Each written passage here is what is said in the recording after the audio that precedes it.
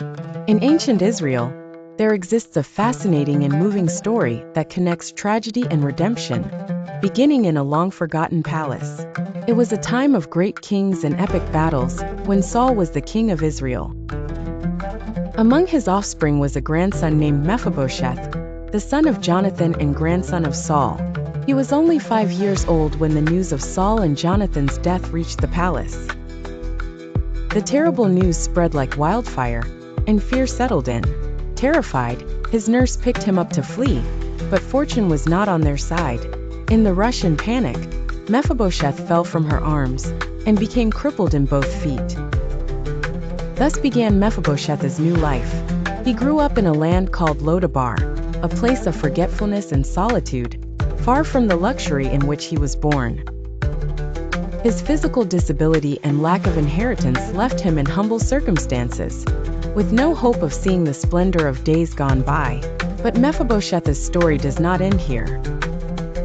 Many years later, David, who was now the king of Israel, and an old friend of Jonathan, remembered his covenant of friendship. He asked if there was still any descendant of Saul's house to whom he could show kindness for Jonathan's sake. It was then that David discovered Mephibosheth was living in Lodabar. Immediately, the king ordered him to be brought to his palace. Imagine Mephibosheth's shock at being summoned by the great King David. He thought to himself, "Why would the king care about a cripple like me?" Upon arriving in the king's presence, David treated him with dignity and respect, restoring to him all the lands that belonged to Saul, and offering him a place at the royal table. Mephibosheth's life changed radically. From forgotten to a member of the king's household, he began to live with honor and abundance.